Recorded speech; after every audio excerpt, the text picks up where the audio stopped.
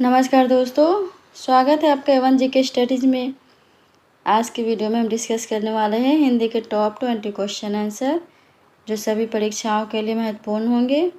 अगर आप किसी भी परीक्षा की तैयारी कर रहे हैं तो ये वीडियो आपकी सहायता करेगी, इसलिए वीडियो को आप लोग पूरा देखें।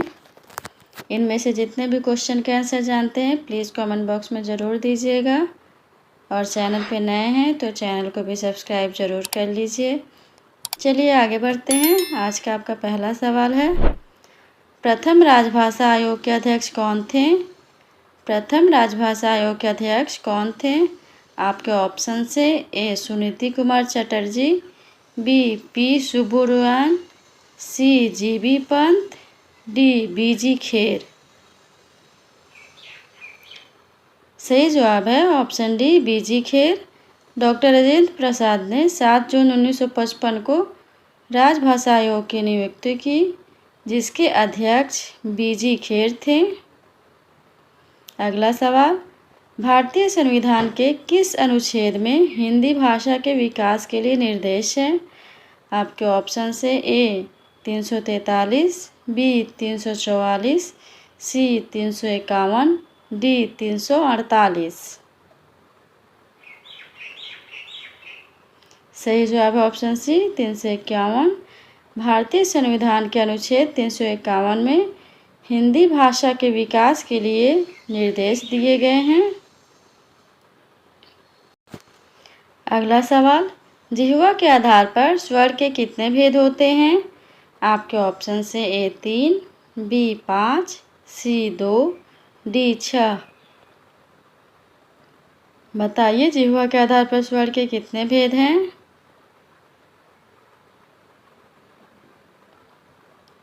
सही जवाब है ऑप्शन ए 3। जिह्वा के आधार पर स्वरों को 3 प्रकार में वर्गीकृत किया गया है, अर्घ स्वर, मध्य स्वर और पश्च स्वर। अगला सवाल, मलिक मोहम्मद जायसी ने किस भाषा को सरल और साधारण रूप में अपनाया था? आपके ऑप्शन से ए अवधी, बी अरबी फारसी, सी ब्रज भाषा, डी मागधी। जवाब दीजिए। सही जवाब है ऑप्शन ए अवधी। मलिक मोहम्मद जायसी ने अवधी भाषा को अपनी रचनाओं में सरल और साधारण रूप में प्रयोग किया था। मलिक मोहम्मद जायसी ने अपनी प्रसिद्ध रचना पद्मावत को अवधी भाषा में लिखा था। चलिए आगे बढ़ते हैं। अगला सवाल है, समास के पदों को अलग करने को क्या कहा जाता है? आपके ऑप्शन से ए विच्छेद, बी बदलाव, सी विग्रह, डी भक्ति। जवाब दीजिए। सही जवाब ऑप्शन सी विग्रह। समास के पदों को अलग करने की प्रक्रिया को समास विग्रह कहा जाता है। समास विग्रह का मतलब है एक संयुक्त शब्द को उसके अलग अलग शब्दों या पदों में अलग करना। आगे बढ़ते हैं। अगला सवाल, अनुरूप में कौन सा समास है? अनुरूप में कौन सा समास है? आपके ऑप्शन से ए तत्पुरुष, बी बहुव्रीहि, सी कर्मधारय, डी अव्ययी भाव। बताइए अनुरूप में कौन सा समास है? सही जवाब है ऑप्शन डी अव्ययी भाव। अनुरूप शब्द में अव्ययी भाव समास है। अनुरूप शब्द में अनु एक अव्यय शब्द है जो किसी अन्य शब्द के साथ जुड़कर उस शब्द के अर्थ को बदल देता है। अव्ययी भाव समास में प्रथम पद अव्यय होता है और संपूर्ण पद का अर्थ प्रधान होता है। अगला सवाल, पहला विश्व हिंदी सम्मेलन किस वर्ष संपन्न हुआ था? आपके ऑप्शन से ए 1916, बी 1993, सी 1975, डी 1983। सही जवाब है ऑप्शन सी 1975। पहला विश्व हिंदी सम्मेलन 10 से 14 जनवरी 1975 को भारत के नागपुर शहर में आयोजित किया गया था। अगला सवाल, श्लेष अलंकार होता है। आपके ऑप्शन से ए शब्दालंकार, बी अर्थालंकार, सी उभयालंकार, डी रूपक अलंकार। जवाब दीजिए। सही जवाब है ऑप्शन ए शब्दालंकार। श्लेष अलंकार जहाँ एक शब्द का प्रयोग एक बार में अनेक अर्थों में होता है, शब्दालंकार है। श्लेष अलंकार शब्दालंकार के भेद है। अगला सवाल, छंदबद्ध पंक्ति में प्रयुक्त स्वर व्यंजन की समानता को क्या कहते हैं? आपके ऑप्शन से ए चरण, बी यति, सी तुक, डी गण। जवाब दीजिए। सही जवाब ऑप्शन सी तुक। छंदबद्ध कविता में तुक का मतलब है कि प्रत्येक पंक्ति के अंत में समान ध्वनि वाला शब्द या शब्दों का समूह हो। इसे तुक या तुकांत भी कहते हैं। तुक से कविता को एक लयबद्ध और संगीत जैसा रूप मिलता है। अगला सवाल, किस वाक्य में क्रिया विशेषण प्रयुक्त हुआ है? आपके ऑप्शन से ए वह धीरे से बोलता है, बी वह काला कुत्ता है, सी रमेश तेज धावक है, डी सत्यवाणी सुंदर होती है। जवाब दीजिए। सही जवाब है वह धीरे से बोलता है।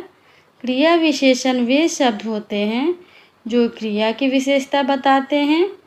वाक्य वह धीरे से बोलता है में धीरे से शब्द क्रिया बोलता है की विशेषता बता रहा है कि वह कैसे बोलता है। आगे बढ़ते हैं। अगला सवाल, धर्म अर्थ काम और मोक्ष क्या है? आपके ऑप्शन से ए वर्ग, बी आश्रम, सी युग, डी पुरुषार्थ।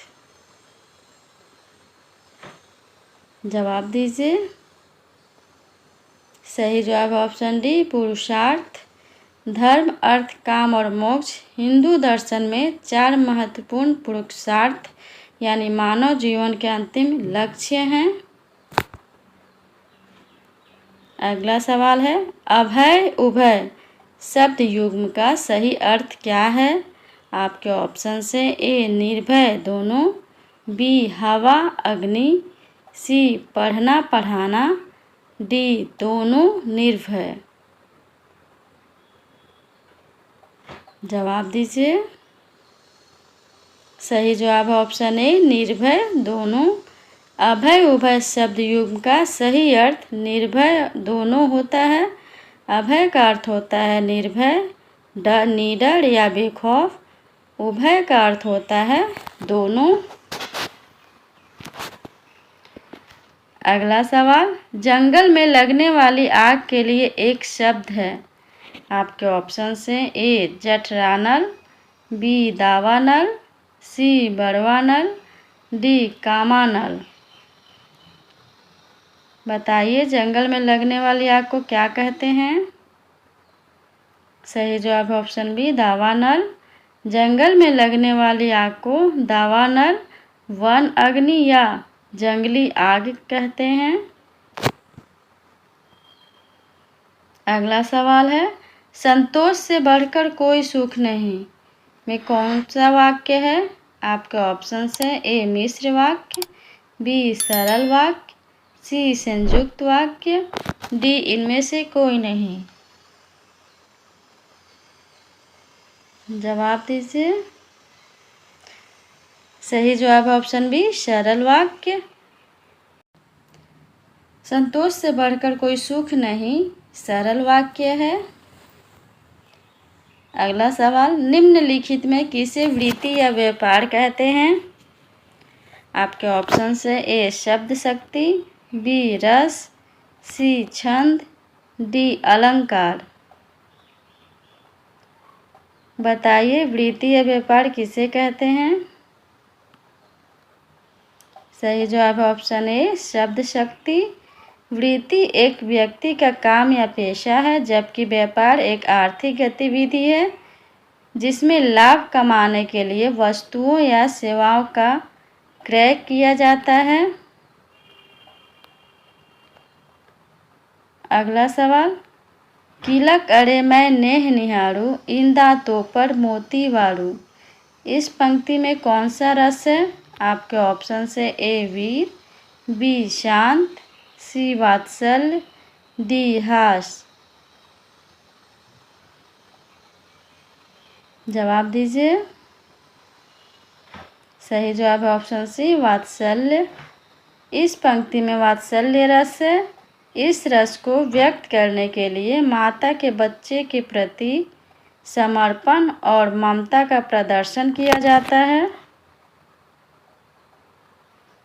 अगला सवाल, अर्ध सममात्रिक छंद कौन सा है? अर्ध सममात्रिक छंद कौन सा है? आपके ऑप्शन से ए रोला, बी दोहा, सी चौपाई, डी कुंडलियाँ। जवाब दीजिए। सही जवाब है ऑप्शन बी दोहा। अर्ध सममात्रिक छंद दोहा है। दोहे में 2 पंक्तियां होती हैं जिन्हें 4 चरण माना जाता है। इसके विषम चरण पहला और तीसरा में 13-13 मात्राएं और सम चरणों दूसरा और चौथा चरण में 11-11 मात्राएं होती हैं। अगला सवाल, बड़ा घर छोटा आदमी नीला वस्त्र में विशेष्य से कौन कौन से हैं? आपके ऑप्शन से ए बड़ा छोटा, बी छोटा नीला, सी बड़ा नीला, डी घर आदमी वस्त्र। सही जवाब है ऑप्शन डी घर आदमी वस्त्र। बड़ा घर छोटा आदमी और नीला वस्त्र में विशेष्य पद घर आदमी और वस्त्र है, जबकि बड़ा छोटा तथा नीला विशेषण है। अगला सवाल, वनिता का प्रयोग किस अर्थ में होता है? वनिता का प्रयोग किस अर्थ में होता है? आपके ऑप्शन से ए जंगल, बी स्त्री, सी पुस्तक, डी व्यवसायी। जवाब दीजिए। सही जवाब है ऑप्शन बी स्त्री। वनिता शब्द का प्रयोग मुख्य रूप से स्त्री या महिला के अर्थ में होता है। यह संस्कृत शब्द वन से बना है। चलिए आगे बढ़ते हैं। अगला सवाल, कूटज निबंध के लेखक कौन हैं? कूटज निबंध के लेखक कौन हैं? आपके ऑप्शन से ए मुंशी प्रेमचंद, बी वृंदावन लाल वर्मा, सी जयशंकर प्रसाद, डी हजारी प्रसाद द्विवेदी। बताइए कूटज के लेखक कौन हैं? सही जवाब है ऑप्शन डी हजारी प्रसाद द्विवेदी। कूटज हजारी प्रसाद द्विवेदी का एक प्रसिद्ध निबंध है जो हमें प्रकृति और मानव जीवन के बीच गहरे संबंध को समझाने का प्रयास करता है। इस निबंध में लेखक ने कूटज नामक एक औषधीय पौधे का वर्णन करते हुए उसकी विशेषताओं और उपयोगिताओं का विवरण दिया है। आज के लिए इतना ही। अगर वीडियो अच्छा लगा हो तो वीडियो को लाइक और चैनल पे नए हैं तो चैनल को सब्सक्राइब ज़रूर कर लीजिए। धन्यवाद।